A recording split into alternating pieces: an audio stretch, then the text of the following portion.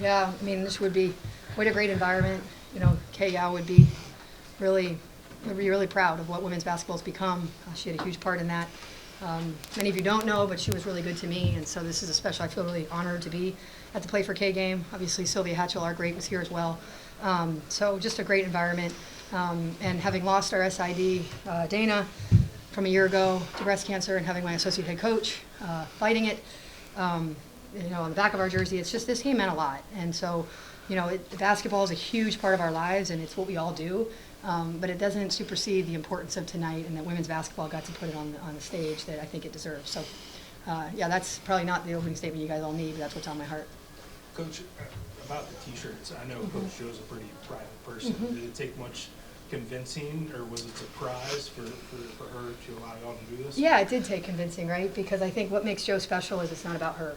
You know, she really, you know, this kids mean the world to her. And so she at first wasn't a huge fan, or didn't right away say yes. And I said, that's the point, is people have to know that all types of people are dealing with this. And so she didn't give me much flack after that. But to have, you know, I know it had to have meant a lot to have the team in shirts that represent the fight that she had and made, and did it all while staying working. It's pretty remarkable. Women are superpowers, man. They're superhuman. What's the number 6? I've got your back, like they say in the military term. You know, you shouldn't go to war without someone at your back. And I always say you have to be strong enough so that you can have someone's back, right? And people that are fighting breast cancer and still going about their days are strong enough to have somebody's back. So it was the perfect number for her. Courtney, to kind of talk about those last sort of 5 minutes there, what sort of kind of transpired in the, I guess, more the last like 2 minutes, kind of, you know, you're up by 10, they start to come back, cut it to 2. What did you see? How were you guys kind of able to keep it at bay, and maybe you could check as well? Yeah, well, up 10, 2 key turnovers in the middle of the floor.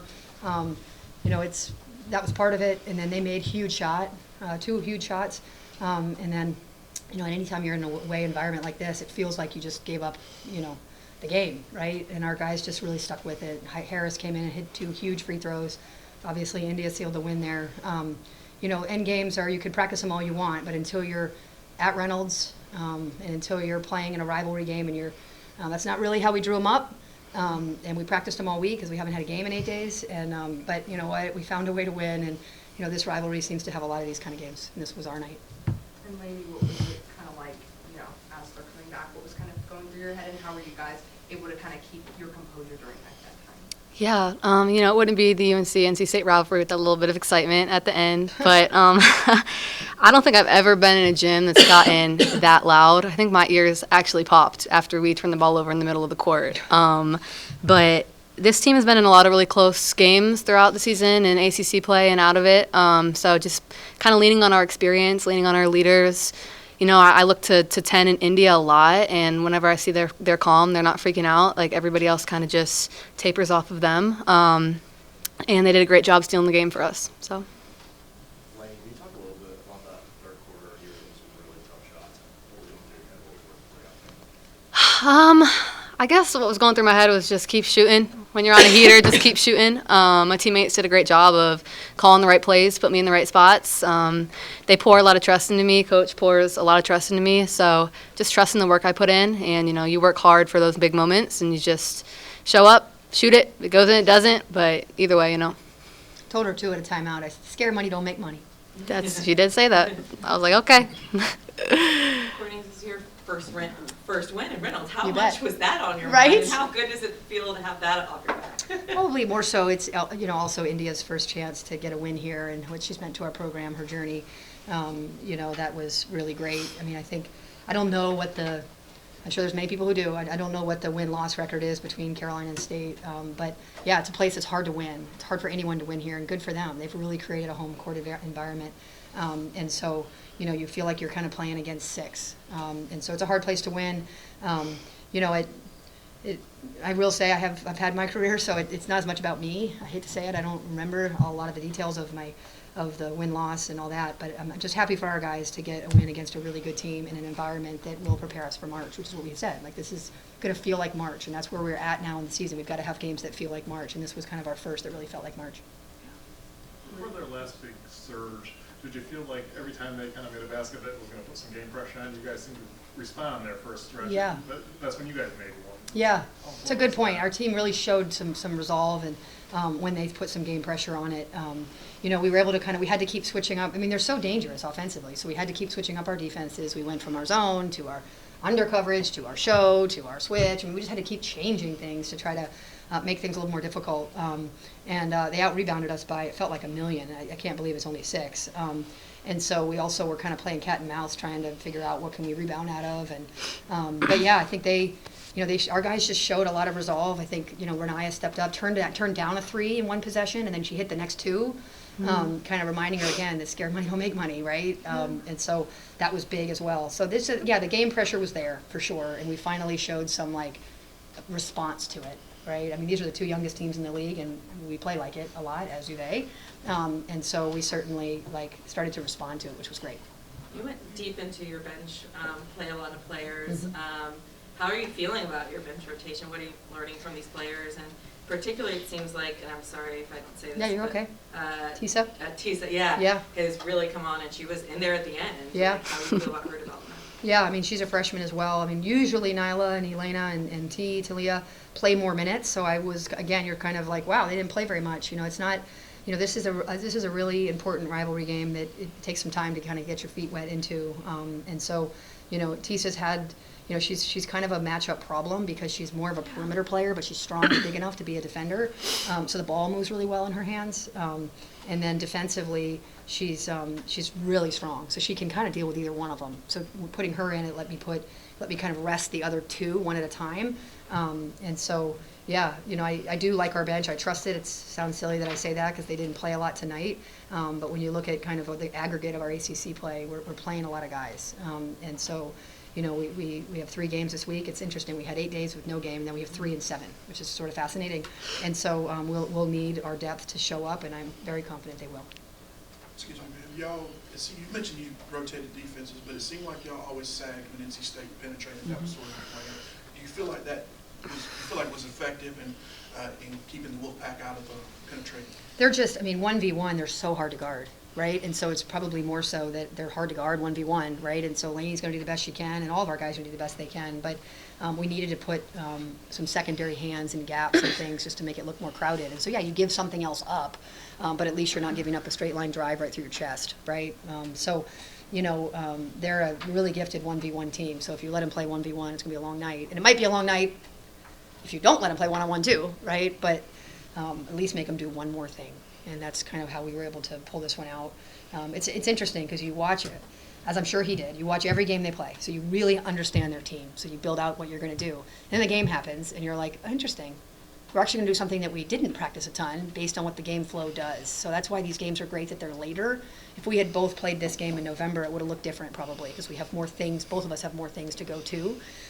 But I think we prepare as best we can, and then we got to kind of play the game as it's played in front of us. You just mentioned the defense to keep Jones and Brooks. I think they were each 3 of 11 from the field. Yeah. Obviously, that was part of the game plan, but what were you able to do to keep them from lighting it up? I give a lot of credit to the on-ball defenders. We really tried to chest up and meet them there. We sort of put a lot of onus on you're guarding the ball, then you have to guard the ball, and not to your level, but to her level, right, to the way that she feels it. And then, as the gentleman said, we were ready to be helpful. They don't have a lot of three-point threats from the perimeter, from the post position, so we can help a little bit off of there, which does give the offensive rebound, right? So you kind of got to pick and choose. This is a really good team. So we were willing to help off the bigs a little bit, which led to some offensive rebounds, of course. But these are 2 really good dynamic guards, especially at home, that we needed to deal with as best we could. Courtney, you guys outscored State by 10 in the 3rd quarter. What Yeah. was kind of the message at halftime coming into the 2nd half? I thought the first half we didn't play as well as we had wanted. I'm sure they didn't either, but we didn't. And so we were only down 4, and it felt like, my gosh, you guys, we're only down 4, and we haven't really done anything yet, right? A ball hadn't moved as well. Our pace wasn't as good out of actions. Defensively, we were allowing too much 1v1. So, I'd like to say sometimes I'm really helpful. I think this time it was sort of like, guys, we haven't really done what we said we were going to do yet. So why don't we just do what we had planned to do in the second half? And then I think these guys are they're kind of tired of getting pushed around, right? Like we missed massive free throws late to lose 2 games. we go to Notre Dame and just never came off the bus, right? So they're kind of like, all right, coach, this is like, I've had enough, right? So I'm also starting to see a little bit more response. But did I say anything really helpful? I don't remember. She's like, no. I mean, you said something, obviously it worked, but I think there was just the intent and purpose behind this game. It meant so much to us, echoing what Coach said, like who we were playing for, the purpose behind the game. Like there was never a moment where we knew that winning wasn't an option for us to do it for Coach Joe, especially just it means so much to her. So there was a buy-in, there was a collective. We looked at each other before we went on that run, and we were like, we can do it. We just have to play to our standard, and we obviously went on that run, but. And look at India, 16 points, 6 assists, 7 rebounds. I mean, a senior playing a local kid. I mean, that's just for you guys to just take that, and I just gave it to you on a silver platter. We'll have time for one more question. After that, the Stanford and the Notre Dame losses, Yeah. and you fall the top 25, and you now 5 in a row, Yeah. I think, and you've got some really big games. I mean, there's a lot of opportunity left in this season. Oh, God, yeah. How did you turn things around, and do you feel that you can still kind of accomplish what you set out to accomplish? Yeah, the thing about college basketball, so we've had, 122 days together already, not including game days. It's so dumb how long our season is, right? And so it's like all that actually matters is March. It's fascinating. I spent all my life doing basketball, and then really it's 1 month that matters, right? And so we lost those games, and we knew there was more ahead. And I'll be honest, these guys were really kind of they were pushed back from it, and we had to we had gotten good because I was hard on them, harder than I've been on any team. And then I think I started to realize, me being so hard on them, and then they lose, they're starting to only see their negatives. And I had to really do the opposite. I've kind of taken a full turn, and instead I'm kind of speaking confidence into them and reminding them that, Lanie, there's things you don't do well. Let's talk about the things you do well, right? And these guys just really had to look within, and they kind of came up with their own slogan, it's us, and it's always us, right? And so they really have taken the results and said, like, we got a lot left, and we've always said with this young team, we got to get to March. So I would be saying that if we won or lost this game, that it's just a different team I'm coaching a different team than I was a month ago. And can I get Lanie's Of course. Yeah. We obviously hit that point in the season where we dropped a couple games that we may not have wanted to drop. But, it's part of the season. And like Coach said, like our one goal is March, and to prepare well in March and in the ACC tournament. So if you get so bogged down in the moment, sometimes it's hard to see what the actual goal is. And we did. Like, we had a decision to make. Like, were we going to just kind of like let the season go and all do our own things, or were we going to make a conscious effort to come together? And I think what really drove that decision was our love for each other and our love for this place and this program, and our seniors. India, Nyla. That's our 2 seniors, right? That's all we got, babe. They mean so much to us. So there was never a moment where we knew we wouldn't get it together, and it was just a matter of when, not if. But there were some bumps, of long course. days. Yeah, there was. But like Coach said, it's like I'm learning, she's learning, everyone's learning, and everyone's growing, and everyone's taking steps forward. But we did come up with our slogan, it's us, and just a reminder that no matter what we may hear, what we may see, we're all in our own individual paths, but at the end of the day, like, it is us. So. Did you know this Coach's different tone or change a little bit? I would say she still does a really good job of pushing us, but I think that sometimes she thinks that we know all of the good things about ourselves, which is like any coach. It's like, you know, but sometimes I don't know. Mm-hmm. And so I think she's done a really good job of meshing the good and the bad recently, about being like, hey, like, you can't do this, but you're doing this really well, which is great. Like I said, everyone's still learning, so.